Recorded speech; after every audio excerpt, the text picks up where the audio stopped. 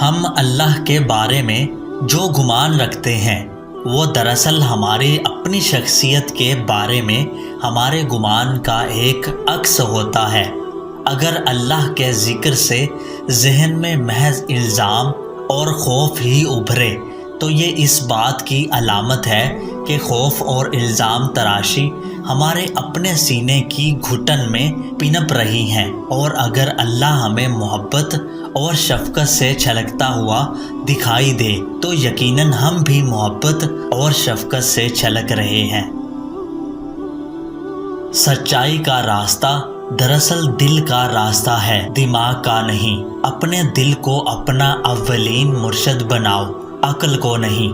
اپنے نفس کا سامنا اور مقابلہ کرنے کے لیے دل کی مدد لو، کیونکہ تمہاری روح پر ہی اللہ کی معرفت کا نزول ہوتا ہے۔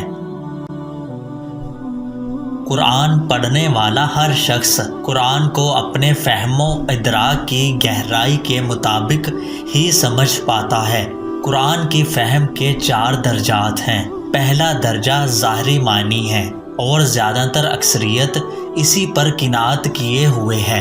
دوسرا درجہ اس قدر عمیق معنوں کا حامل ہے کہ زبان ان کے بیان پر قادر نہیں ہو سکتی، چنانچہ یہ ناقابل بیان ہے۔ علماء فقہا جو شریعت کے حکامات پر غور و خوض کرتے رہتے ہیں، یہ پہلے درجے پر ہیں۔ دوسرا درجہ صوفیاء کا ہے، تیسرا درجہ اولیاء کا ہے، چوتھا درجہ صرف انبیاء، مرسلین اور ان کے ربانی وارثین کا ہے۔ بس تم کسی انسان کے اللہ کے ساتھ تعلق اور اس تعلق کی نوعیت کو اپنے قیاس سے جاننے کی فکر نہ کیا کرو۔ ہر شخص کا اپنا اپنا راستہ ہے اور اظہار بندگی کی ایک اپنی نوعیت ہے۔ اللہ بھی ہمارے الفاظ و اعمال کو نہیں بلکہ ہمارے دلوں کو دیکھتا ہے۔ یہ مذہبی رسوم و رواج بذات خود مقصود نہیں ہے، اصل چیز تو دل کی پاکیزگی ہے۔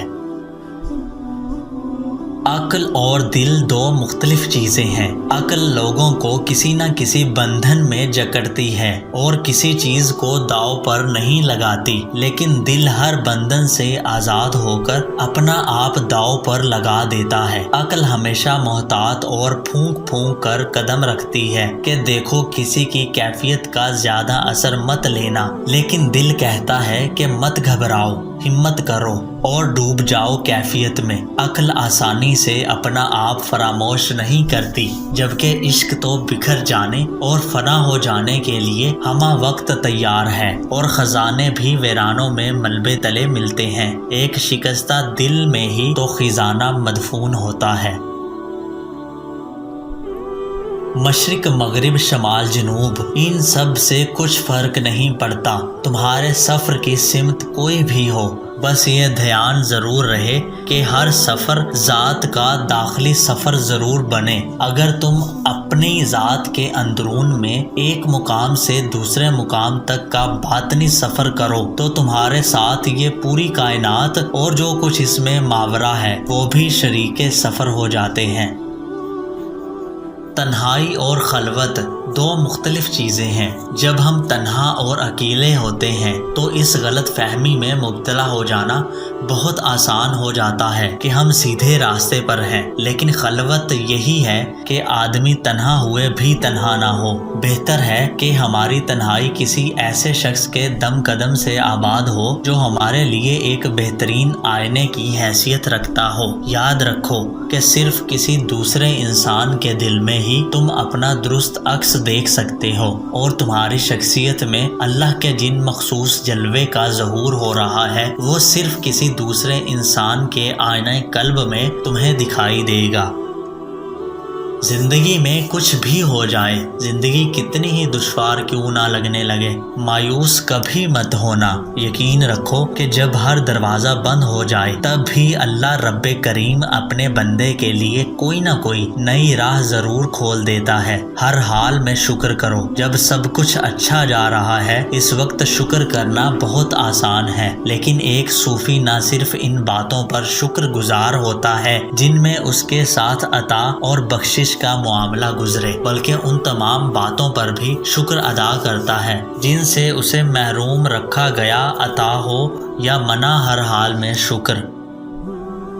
صبر اس بات کا نام ہے کہ انسان عضوے معطل ہو کر بے بسی کے ہاتھوں برداشت کے عمل سے گزرتا رہے، بلکہ صبر کا مطلب یہ ہے کہ انسان اتنا دور اندیش اور وسیع نگاہ کا حامل ہو کہ معاملات کے انجام پر نظر رکھتے ہوئے رب پر بھروسہ رکھے۔ صبر کیا ہے؟ صبر یہ ہے کہ جب تم کانٹے کو دیکھو تو تمہیں پھول بھی دکھائی دے، جب رات کے گھپ اندھیرے پر نظر پڑے تو اس میں صبح صادق کا اجالا بھی دکھائی دے۔ بے صبری یہ ہے کہ انسان اتنا کوتاہ بین اور کم نظر ہو کہ معاملے کے انجام پر نظر ڈالنے سے قاصر رہ جائے۔ عاشقان الہی صبر کا دامن کبھی ہاتھ سے نہیں چھوڑتے، کیونکہ وہ اچھی طرح جانتے ہیں کہ پہلی کے باریک چاند کو ماہ کامل میں تبدیل ہونے کے لیے کچھ وقت ضرور گزارنا پڑتا ہے۔